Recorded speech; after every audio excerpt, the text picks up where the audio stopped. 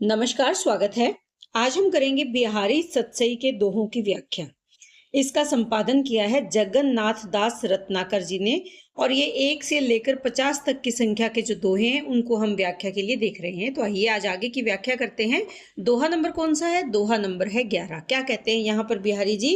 नीकी दई अनाकनी फीकी परी गुहारी तजो मनो तारन बिरदू बारक बारनू तारी।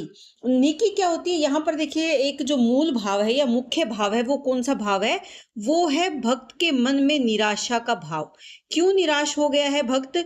क्योंकि भक्त को ये लगता है कि अब ईश्वर ने उद्धार करना बंद कर दिया है। लोगों को उतारना, तारना यानी उतारना। तारन का मतलब क्या है? उद्धार करना। उद्धार करना बंद कर दिया है। तो उन भक्त के मन में कैसा भाव है? निराशा का भाव है। यहाँ पर नीकी से अभिप्राय क्या है कि अच्छी, दई यानी की, अनाकनी। अनाकनी का मतलब क्या होता है? आनाकानी कह सकते हैं। आनाकानी की, जैसे कहते हैं कि तूने तो मेरे साथ मेरे काम के लिए बड़ी आनाकानी करी। वही बात है कि यहाँ पर कवि कहते हैं कि संबोधन किसको किया है? ईश्वर को या भगवान को संबोधन कर रहे हैं और उन्हीं को कह रहे हैं कि आपने तो अच्छी आनाकानी करी और इस आनाकानी के सामने फीकी परी गुहारी। गुहारी होता है गुहार करना, निवेदन करना, प्रार्थना करना कि आपकी आनाकानी के सामने तो मेरी गुहार ही फीकी पड़ गई है। तजो मनो, ऐसे मनो यानी मानो, कौन सा अलंकार है? उत्प्रेक्षा अलंकार है। तजो त्याग दिया है, मानो तारन बिरदू। बिरदू, बिरदू से विप्राय यहाँ पर क्या है? तारने वाला या उद्धार करने वाला। तारना यानी पार लगाना, बिरदू यानी सुनने वाला, दुख को सुनने वाला। बारक, बारक यानी एक बार। बारनू, बारनू क्या होता है? बारनू से विप्राय यहाँ पर क्या है? हाथी। तारी यानी उद्धार किया, कि आपने तो एक बार हाथी का उद्धार कर दिया और उसके बाद उद्धार करने का जो काम है वो आपने त्याग ही दिया। तजो, त्याग दिया। इसीलिए मेरी जो बार बार की जाने वाली गुहार है या पुकार है वो क्या हो गई है?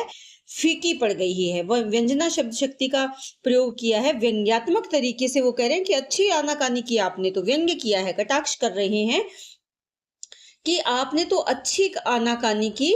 आपने अच्छी आनाकानी से अभिप्राय क्या है कि मैं पुकार लगाता रहा लेकिन आपने मेरी पुकार ही नहीं सुनी। तो यहाँ पर जो कवि हैं वो अपने ईश्वर, अपने प्रभु, अपने परमात्मा से उलाहना देते हुए कहते हैं कि आपने तो मानो उद्धार करने का जो कार्य है वो त्याग ही दिया। तजो, त्याग दिया है।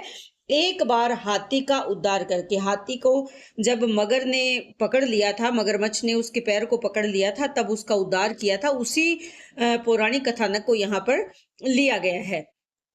तो यहाँ पर आप ध्यान में रखें कि एक तो ब वर्ण की यहाँ वृत्ति हो रही है, तो कौन सा अलंकार है? यहाँ पर वृत्त्यानुप्रास है। इसके साथ साथ उत्प्रेक्षा अलंकार भी आ रहा है। मनो शब्द का प्रयोग यहाँ पर किया गया है।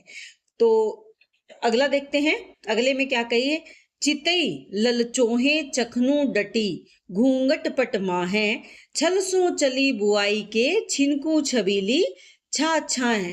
क्या कहते हैं यहाँ पे कि यहाँ पर अगर देखें तो नायिका को देखकर नायक अपने विचार अभिव्यक्त कर रहे हैं। नायक या तो स्वगत कथन है यानी खुद से कह रहे हैं, या फिर किससे? सखी से। नायिका की सखी से नायक ये बात कह रहे हैं। क्या कहते हैं? इसके साथ साथ आप ये ध्यान में रखें कि यहाँ पर कई बार ये पूछ लिया जाता है कि ये किसके, इस दोहे में कौन किसको संबोधन कर रहा है, किसका कथन है इसमें? तो यहाँ पर नायक जो है वो किसको देखता है? नायिका को देखता है। तो यहाँ नायक है जो सखी से कह रहा है। क्या कहता है कि चितई ललचोहे, चितई यानी देख कर, ललचोहे लालची हो गए हैं, चखनू, चखनू क्या होते हैं? चक्षु या नेत्र, नेत्र। डटी घूंघट पट माहे, घूंघट का जो पट कर रखा है, पर्दा कर रखा है। तो नायक यहाँ पर क्या कहते हैं कि छबीली नायिका ने पहले तो क्या किया? देखा। कैसे? ललचाते हुए नेत्रों से। डटी यानी रुक कर, और किस में से देखा? रुक कर कह सकते हैं या स्थिर होकर कह सकते हैं। किस में से देखा? घूंघट के पट यानी पर्दे, माह यानी में से, कि घूंघट के पर्दे में से नायिका ने लालच भरे या लालस भरे जो नेत्र हैं उनसे उन्होंने देखा और छल सो चली बुआई के, और फिर किसी न किसी बहाने यानी छल से, कोई बहाने से चली गई बुआई के, छिनकू छबीली छा, बुआई के यानी छुआ कर, छिनकू, छिनकू यानी जो किसको किसको छबीली छा का, छबीली छा यानी परछाई, परछाई एक क्षण के लिए, कि एक क्षण भर के लिए नायिका क्या कर रही है, अपनी परछाई मुझसे छुआकर एक क्षण के लिए, नायिका ने स्वयं स्पर्श नहीं किया बल्कि अपनी परछाई से नायक को स्पर्श किया, और वो छबीली छा, छा यानी उसकी जो परछाई है, तो यहाँ पर छाया को छुआकर उसने सुख प्राप्त किया, अर्थात उसने स्वयं नायक को ना छूकर अपनी छाया से नायक का स्पर्श किया। तो यहाँ पर क्या कहना चाहते हैं कि किस प्रकार जो छबीली नायिका है, सुंदर नायिका है, घूंघट के पट के भीतर से वो नायक को देखती है और स्थिर होकर, डटी यानी स्थिर होकर देखती है, और फिर क्षण भर के लिए वो अपनी परछाई किस पर डालती है, नायक पर डालती है, और लज्जा के कारण वो उसे स्वयं स्पर्श नहीं करती बल्कि क्षण भर के लिए अपनी जो छां है, परछाई है, उसका स्पर्श करती है और सुख प्राप्त करती है मिलन का। तो यहाँ पर किस प्रकार लज्जा के कारण ये भाव यहाँ उत्पन्न हुआ है, तो छिनकू छबीली छां, यहाँ युक्ति अलंकार की सुंदर उद्भावना कवि के द्वारा की गई है। अगला दोहा अगर देखें, जोग जुगती सिखे सबे, मनो महामुनि मैन, चाहत पिए अद्वैतता, काननू सेवत नैन। ये तो देखें तो काननू नैन, कान, काननू यानी कान, नैन यानी नेत्र। तो यहाँ पर कानन का अगर अर्थ ले तो कानन एक तो क्या हो गया, कान हो गया, दूसरा क्या होता है, जंगल होता है। जो नैन है एक तो नेत्र, और दूसरा यहाँ योगी के रूप में उसका वर्णन किया गया है। तो यहाँ पर महामुनि मैन किसको कहा गया है, कामदेव को कहा गया है, कामदेव, ये आप ध्यान में रखें। महामुनि मैन कौन है, कामदेव है। यहाँ पर जो युवती है, नायिका है, वो कौन सी है, नव यौवना मुग्धा नायिका है, नव यौवना यानी नव यौवन को प्राप्त मुग्धा नायिका है। क्या कहते हैं यहाँ पर, जोग जुगती, कि अब सिखे, कौन सिखा रहा है, योग की युगती, जोग यानी योग के तरीके, कौन सिखा रहा है, सबे मनो, उत्प्रेक्षा अलंकार है, महामुनि कामदेव, मैन यानी कामदेव, कि योग के तरीके कौन सिखा रहा है, ये ध्यान में रखें, महामुनि कामदेव। और किसको सिखा रहे हैं, नैन रूपी योगी को सिखा रहे हैं। नेत्रों को क्या कहा है यहाँ पर, योगी कहा है। तो यहाँ जो कामदेव है, जो महायोगी है, महामुनि है, वो नैन रूपी योगी, और काननू सेवत यानी जो कानून श्रवण रूपी जो वन है, कानून, कानन कह सकते हैं, कानन यानी जंगल, सेवत यानी ग्रहण करना, तो उसका सेवन करने लगी है, यानी जो कान है वो किसका ग्रहण कर रहे हैं, जो कामदेव महामुनि है, और इसी के प्रभाव से चाहत पिए अद्वैतता, और इसी के कारण, इन्हीं युक्तियों के कारण जो पिए यानी प्रिय है, वो क्या चाहते हैं, अद्वैतता। अद्वैतता का भाव क्या होता है, अलग न होना, यानी एक रूप हो जाना। यहाँ पर देखिए दोनों तरीके से इस अर्थ को लिया जा सकता है, प्रिय से एक रूप हो जाना, और दूसरा क्या है, परमात्मा से एक रूपता। तो दोनों तरह से हम इसको देख सकते हैं। एक अर्थ में तो प्रिय से एक रूप हो जाना, यानी प्रिय को प्राप्त कर लेना, उसमें अद्वैतता का भाव आ जाना, और दूसरा क्या है, परमात्मा के में समा जाना, यानी परमात्मा का अंश परमात्मा में ही विलीन हो जाए, यानी परमात्मा से एक रूपता स्थापित करना। तो यहाँ पर इन की जो शोभा है, उस पर रीझ कर जो नायक है वो सदैव सामने उपस्थित रहना चाहता है। अगले दोहे में अगर देखें तो, खरी पातरी कान की, कौन बहाऊ बानी, आक कली ने रली करे अली, अली जिए जामी। तो यहाँ पर क्या कहते हैं, देखिए नायिका जो है वो कान की कच्ची है, यानी किसी भी बात पर भरोसा कर लेती है, विश्वास कर लेती है, लेकिन यहाँ पर एक सखी उसे समझा रही है। तो सखी किससे कह रही है? नायिका से कह रही है। सखी नायिका से कह रही है। क्या नायिका कैसी है? मध्या नायिका है। मध्या नायिका, मध्या नायिका है, उसका वर्णन किया गया है। तो सखी नायिका जो रूठी हुई है उसको समझाते हुए कहती है कि खरी पातरी कान की, कि तुम कैसी हो, कान की जो पातरी पर्दा तुम्हारा है वो बहुत पतला है, अर्थात तुम शीघ्र ही दूसरों के विचारों पर भरोसा कर लेती हो, विश्वास कर लेती हो। कौन बहाऊ बानी, कि तेरे ये सब कुछ बहा देने वाली या नष्ट कर देने वाली जो आदत है वो तुम, वो क्या है कि दूसरों की बातों में तुम बह जाती हो, दूसरों की वाणी से तुम बहुत जल्दी प्रभावित हो जाती हो। क्या वो उसको ये बताती है, उदाहरण देकर बताती है कि क्या तुम ये नहीं जानती, आक कली ने रली करे। कौन?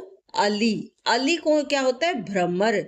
कि जो भ्रमर है वो कभी भी आक जो एक जंगली पौधा है, उस आक की कली पर कभी भी रली करे, यानी कभी भी क्रीड़ाएं उसके साथ नहीं करता। मदार भी इसको कहा जाता है, आग को मदार।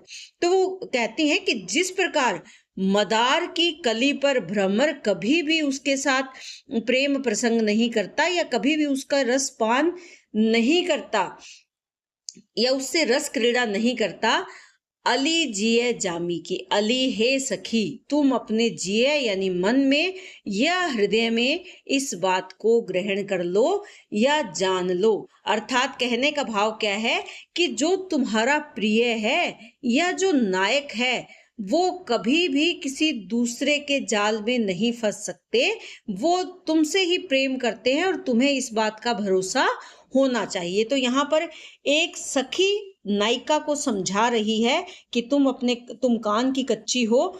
जिस प्रकार जो भ्रमर है वो रस का पान तो करता है, लेकिन मदार की कली का, यानी किसी भी ऐसे ही किसी के साथ नहीं चला जाता जिनमें रस भरा हो, जो रस से भरी कलियां हैं, केवल उन्हीं का पान भ्रमर करता है।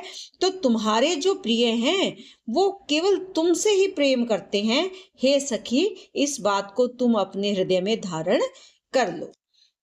आगे क्या कहते हैं? पिए बिछुरुन को दूसहु दुख हर्षु जात प्योसार, दुर्जोधन लो देखियति तजत प्राण इही बार। तो यहाँ पर भी अगर देखें तो मध्यावस्था की नायिका का वर्णन किया गया है। क्या कहते हैं कि पिए यानी प्रियतम या जो पति हैं उनसे बिछुरन यानी दूर होना, को दूस है दुख, असहनीय दुख है, यानी अपने पति को छोड़कर जाना, उससे बिछड़ने का जो दुख है वो किसके मन में है? वो नायिका के मन में है। लेकिन एक दूसरा भाव भी है कि हर्षु जात पयोसार, पयोसार क्या होता है? मायका या जिसको कहेंगे नेहर। लेकिन उसके साथ साथ हर्ष भी है, खुशी भी है। किसकी? अपने पिता के घर जाने की, नेहर जाने की या अपने पिता के घर जाने की खुशी भी है। देखिए विरोधाभास अलंकार है, एक तो प्रिय से बिछड़ने का दुख हो रहा है, दूसरा वो जा रही है लेकिन उसके मन में खुशी का भाव भी है। क्यों? क्योंकि वो अपने पिता से मिलेगी, अपने परिवार से मिलेगी। तो यहाँ पर दोनों भावों को लिया गया है, दुख और हर्ष एक साथ है। यहाँ दुर्योधन लो देखियति तजत, यहाँ उस पौराणिक घटनाक्रम को लिया गया है। दुर्योधन यानी दुर्योधन का उदाहरण दिया गया है कि उसको ये शाप था कि, यानी उसको देखो वो कब प्राण त्यागेगा। और ये देखिए इही बार का मतलब बार से पहले भी वो अपने मायके गई है, अपने नेहर गई है, तब उसके मन में ये भाव नहीं था। लेकिन क्योंकि अब वो नायिका कौन सी अवस्था की है? मध्यावस्था की नायिका है, तो अब उसे अपने प्रिय से भी उतना ही प्रेम है जितना अपने पिता के घर से है। इसीलिए पहले भी वो गई है लेकिन तब उसके मन में ऐसा भाव नहीं था, परंतु अब क्या है कि वो अपने प्रिय से बिछुड़ने के दुख को अनुभव कर रही है, लेकिन उसके मन में खुशी का भाव क्यों है? क्योंकि वो अपने नैहर जा रही है। तो ये इसकी तुलना या इसकी उपमा किसके साथ दी गई है? बिल्कुल वैसे ही जैसे दुर्योधन यानी दुर्योधन को देखो, उसे भी तो इसी प्रकार का शाप था कि सुख और दुख दोनों साथ व्याप्त होंगे, तब क्या होगा? उसकी मृत्यु होगी। ऐसा माना जाता है कि दुर्योधन को इसी प्रकार का शाप दिया गया था।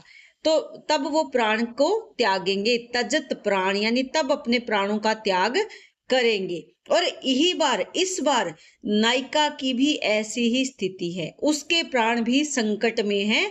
क्यों? क्योंकि उसके मन में दुख भी है और उसके मन में खुशी भी है। तो यहाँ पर नायिका के मनोभावों की बहुत सुंदर तरीके से हम देख सकते हैं कि विस्तृत रूप से इस मनोभावों को दिखाया गया है इस दोहे के माध्यम से। अगला दोहा अगर देखें तो झीने पट में झुलमुली, झलकी ओप अपार, सुर तरुकी मनु सिंधु में, लस्ती सपल्लव डार। यहाँ पर क्या कहती हैं? देखिए, ये कथन किसका है? नायक का है, क्योंकि नायक ही नायिका के सौंदर्य को देख रहा है और नायिका का सौंदर्य कैसा नजर आ रहा है उसका वर्णन यहाँ किया गया है कि झीने पट, पट क्या होता है? वस्त्र। नायिका ने झीने वस्त्र धारण कर रखे, पारदर्शी वस्त्र धारण कर रखे हैं और उसके भीतर से झुलमली, झुलमली यानी झिलमिल करती हुई झलक रही है ओप। ओप क्या होता है? आभा, आभा कांति, आभा अपार, जिसका कोई पार नहीं है, सीमा से रहित। तो यानी नायिका की जो आभा है वो इतनी सुंदर है कि उसने जो पारदर्शी वस्त्र धारण कर रखे हैं, जो पट ले रखा है, उसके भीतर से भी झिलमिल करती हुई उसकी आभा, उसका सौंदर्य दिखाई दे रहा है। कैसे दिखाई दे रहा है?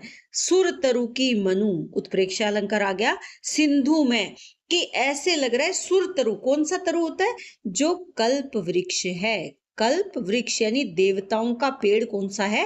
कल्प वृक्ष की मानो वो ऐसे लग रही हैं जैसे कल्प वृक्ष सिंधु में लसती, सिंधु में शोभित हो रहा है। सपल्लव डार, कि जैसे कल्प तरु की एक डाली जो पल्लव के सहित है, पत्तों सहित है, वो कहाँ पर शोभित हो रही है? सागर में शोभित हो रही है, सिंधु में शोभित हो रही है। तो मुग्धा नायिका के सौंदर्य का वर्णन यहाँ पर किया गया है। जो सिंधु है वो कैसे है? जो उसके वस्त्र हैं वो सिंधु के साथ उसकी तुलना की गई है, या उसका देखें तो वस्त्र को सिंधु के रूप में यहाँ इस दोहे में लिया गया है।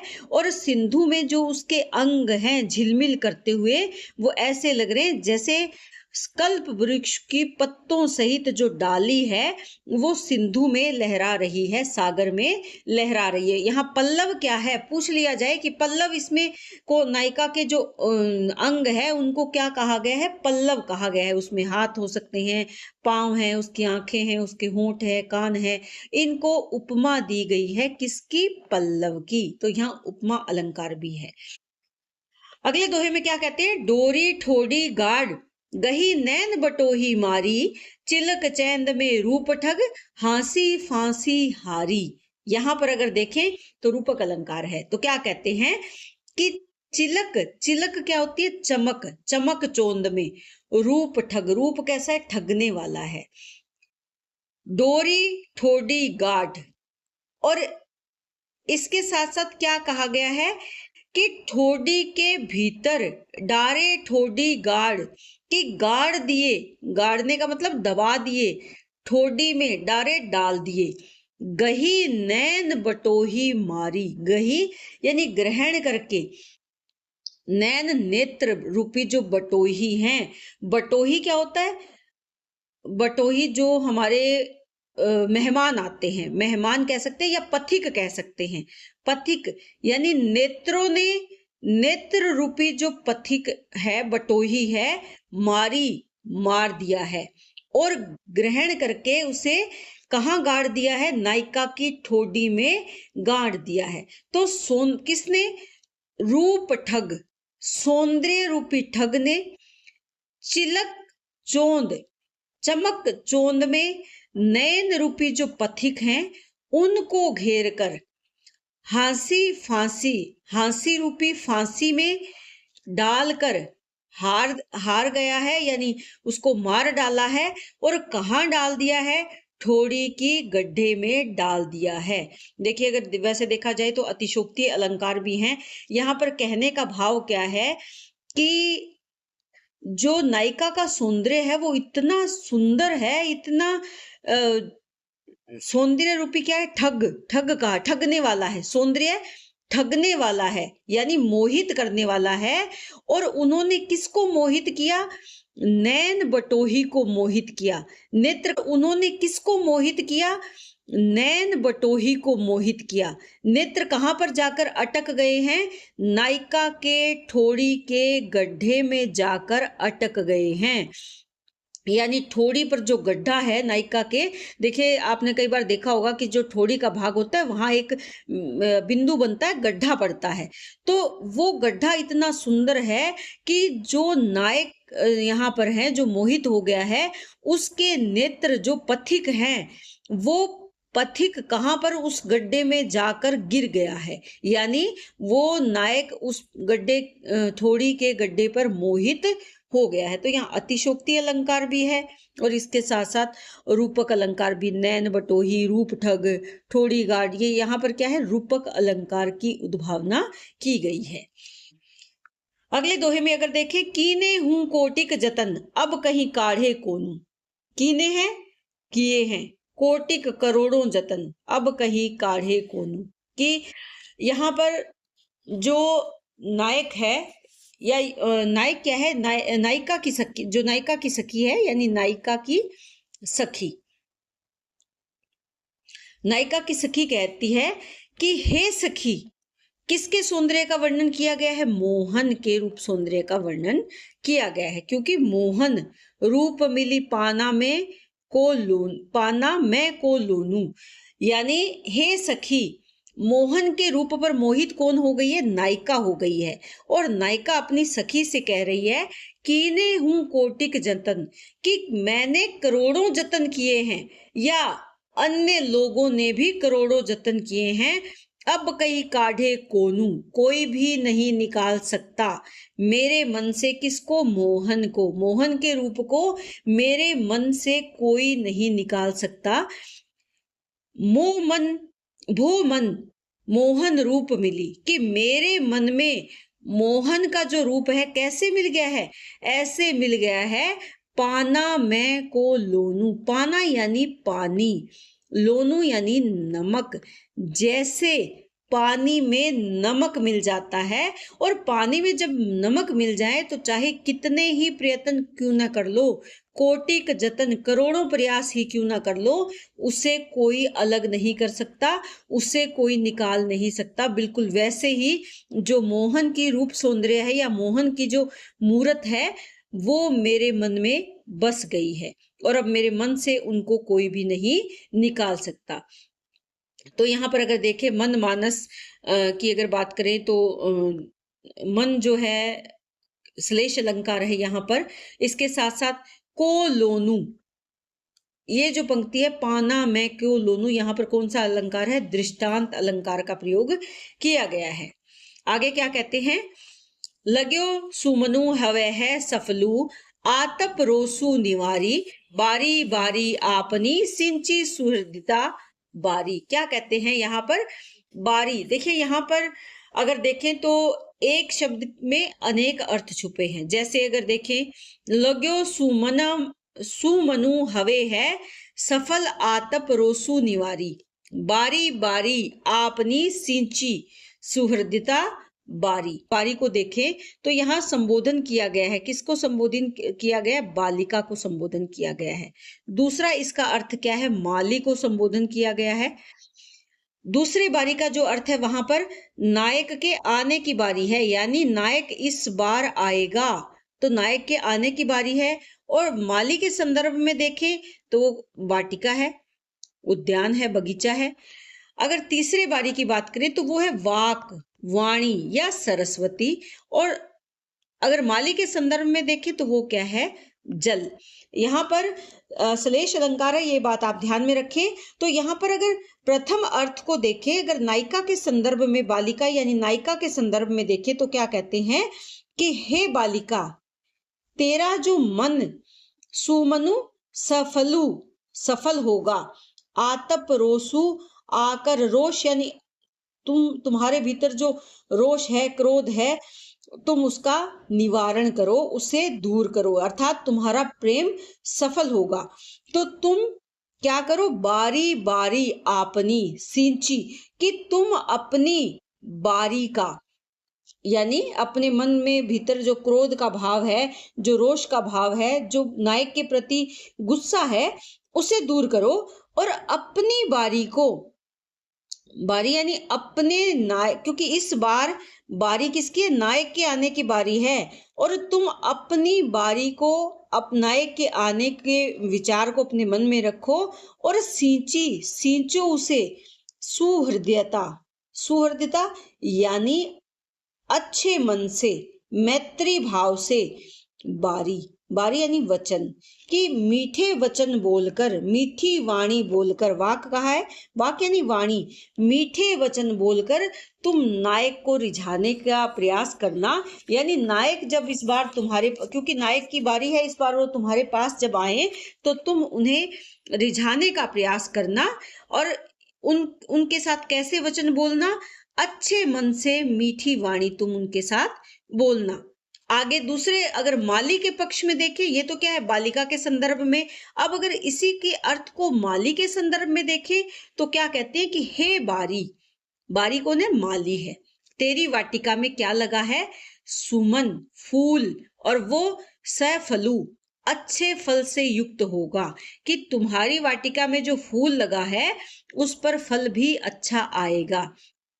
इसीलिए तुम अपने मन से जो निराशा का भाव है, क्रोध का भाव है, ताप का भाव है, उसे दूर करो और अपनी बारी यानी अपनी वाटिका को सींचो, किससे, सुहृदता के वारी से यानी जल से सींच कर। और यहाँ पर जो रोष है, तेज, वो किसका है, गर्मी है, क्योंकि क्रोध का भाव या रोष का भाव, जो ताप है वो क्या है, यहाँ पर बहुत तेज जो धूप है, बहुत तेज जो घाम है, धूप है, उसको तुम दूर करो। तो ये कहने का भाव क्या है कि एक तरफ तो बालिका को संबोधन किया गया है और दूसरे अर्थ में माली को संबोधन किया गया है। तो यहाँ अगर देखें तो नायक और नायिका के संदर्भ में ये ज्यादा उपयुक्त लगता है, नायक और नायिका में। तो अगर यहाँ पर, क्योंकि नायिका निराश है, नायक अगर आएगा तब नायिका को ये समझाने का प्रयास किया गया है कि अपने मन में अच्छे वचन धारण करे, अपनी वाणी पर अच्छे वचन लाए, अच्छे मन से। इसलिए तुम्हारे भीतर जो प्रेम का पुष्प पुष्पित हुआ है वो जरूर फल देगा, यानी जरूर नायक तुम पर आकर्षित होंगे और तुम्हारा प्रेम सफल होगा। इसलिए तुम मन से क्रोध के भाव का त्याग कर दो। अगले दोहा जो 20 संख्या 20 है, इसमें अगर देखें तो क्या कहते हैं, अजो तरियोना ही रहो, श्रुति सेवक इक रंग, नाम बास बेसरी लहो, बसी मुकुतुन के संग। देखिए यहाँ पर किस बात को मुख्य रूप से लिया गया है, तो वो लिया गया है सत्संगति के महत्व को। यानी हम अगर अच्छी संगत में रहेंगे तो हम अच्छा जीवन जिएंगे, और बुरी संगत में पड़ेंगे तो वैसा ही हमारा जीवन होगा, वैसा ही परिणाम हमें मिलेगा। तो यहाँ पर क्या है, अजो तरियोना ही रहो, अधोवर्ती नीचे ही रहा, श्रुति सेवक इक रंग, श्रुति यानी वेद की श्रुति, किसने की, कान ने, वेदों ने किसको सुना, कान ने किसको सुना, वेदों को सुना, और एक रंग, एक ही रंग में वो रंगे रहे। जबकि नाम बास बेसरी ले हो, बेसरी क्या होता है, आभूषण होता है जो नाक में पहना जाता है। तो यहाँ पर भी दो अर्थ स्पष्ट हो रहे हैं। एक तो होता है तरियोना, तरियोना को अगर देखें तो अधोवर्ती, अधोवर्ती यानी नीचे, पीछे, अधोवर्ती।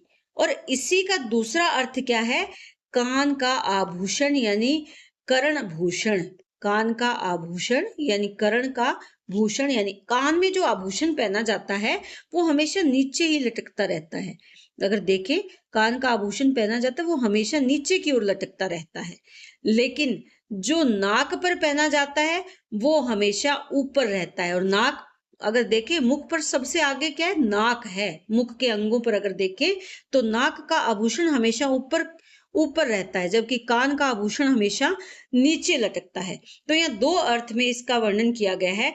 दूसरा, अगर श्रुति की बात करें तो श्रुति यानी जो वेद की श्रुति है, वेद की जो श्रुति है। और दूसरी क्या है? कान यानी सुनना। नाक बास, यहाँ क्या है? ये नाक है। नाम बास क्या है? ये नाक बास, बेसरी। नाक बास यानी नाक बास का एक अर्थ होता है स्वर्ग में वास करना, यानी स्वर्ग का वास या स्वर्ग का निवास। दूसरा क्या है? नाक, नाक यानी नासिका, नासिका का वास यानी नासिका का निवास। नाक के आभूषण को क्या मिलता है? नासिका का निवास, यानी वो सबसे ऊपर रहता है। बेसरी की अगर बात करें, बेसरी, बेसरी अगर देखें तो ये भी दो अर्थ में है। एक तो है नाक का आभूषण यानी नाक में पहने जाने वाला आभूषण, और दूसरा क्या है? पापी या महाअधम प्राणी, जिसको कहेंगे महाअधम, महाअधम प्राणी। ये किसका अर्थ है? बेसरी का अर्थ है। मुकुतन की अगर बात करें, मुकुतनु, मुकुतनु क्या है? जो सज्जन पुरुष हैं, यानी जीवन में मुक्त है, यानी जो सज्जन पुरुष हैं, जो अच्छे विचारों वाले पुरुष हैं। और दूसरा क्या है? मोतियों का संग, यानी मोतियों के साथ रहना। तो मोती की तुलना या मोती को किसके समान माना गया है? सज्जन व्यक्ति को मोती के समान माना गया है।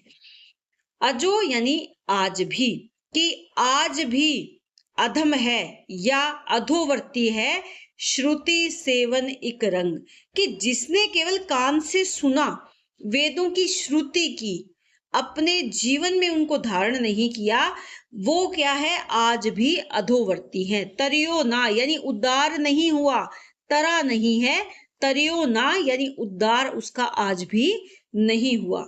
जबकि नाक बास बेसरी ले हो, यानी जो बेसरी आभूषण है उसने कहाँ का वास लिया? नाक का, यानी उसने नाक का सहारा लिया। और बसी मुक्तुन के संग, और नाक में पहने जाने वाले जो मोती हैं उसके साथ वो बसा, यानी उसके साथ वो रहा, तो उसको क्या मिला? उसे उच्च स्थान मिला। और जबकि जो वहां नहीं रहा, यानी वो कौन है? बेसरी, वो महाअधम प्राणी है जिनको सज्जनों का साथ नहीं मिला। तो यहाँ पर अगर बेसर पक्ष में अगर हम इसे देखें कुछ इस तरह से, अगर बेसर के तौर पर हम इसको ले, जो बेसर, बेसर क्या होता है? नाक का आभूषण होता है, नाक में पहने जाने वाला आभूषण, जिसको हम कोका भी कहते हैं। तो यहाँ क्या है कि आज तक जो करण भूषण है, तर्यो ना, एक ही ढंग से कानों का सेवन करता रहा। कौन? करण भूषण, कान में जो श्रुति सेवत एक ही तरह से, श्रुति यानी कान, एक ही तरह से एक ही ढंग से कानों का सेवन करता रहा, एक ही तरह से कानों में पहना जाता रहा, इसीलिए तर्यो ना, उद्धार नहीं हुआ, नीचा स्थान ही रहा। परंतु जो बेसर है उसने मोतियों का संग पाकर क्या प्राप्त कर लिया? नाकबास। नाकबास से अभिप्राय क्या है? उच्च पद, उच्च पद यानी स्वर्ग का वास उसने प्राप्त कर लिया। अब अगर इसको ये किस अर्थ में हमने लिया, देखिए दो अर्थ में ये बन सकता है। पहला क्या है? बेसर यानी नाक के आभूषण के अर्थ में। दूसरा, अगर सत्संग के पक्ष में हम इसको देखें, सत्संग के पक्ष में अगर देखें तो क्या है कि अविच्छिन्न रूप से किसका सेवन करता हुआ? श्रुति का, यानी वेदों का सेवन करता हुआ जो मनुष्य है वो अभी तक तर्योना, अधोवर्ती ही बना रहा। और बेसरी यानी महाअधम प्राणी ने भी मुक्तों का जब संग किया तो उसका क्या हुआ? उसने नाकबास यानी स्वर्ग को प्राप्त किया। दो अर्थ में हम इसे ले रहे हैं। केवल सुनने से उसे मोक्ष नहीं मिला, साथ सज्जनों के साथ रहने से बेसर ने मोतियों का संग किया, इसीलिए नाक में उसको स्थान मिला। और जो बेसर यानी महाअधम प्राणी है उसने सज्जनों का मुक्तुन यानी सज्जनों का साथ किया, इसीलिए इसको कहाँ मिला? स्वर्ग का निवास उसे प्राप्त हुआ। तो यहाँ इसकी जो व्याख्या है वो दो अर्थों में की जा सकती है, एक तो आभूषण के पक्ष में और दूसरा सत्संग के पक्ष में। तो आज के लिए इतनी ही। उम्मीद करती हूँ कि व्याख्या आपको अच्छे से समझ में आ रही है। इसी तरह चैनल से जुड़े रहें। बहुत बहुत धन्यवाद।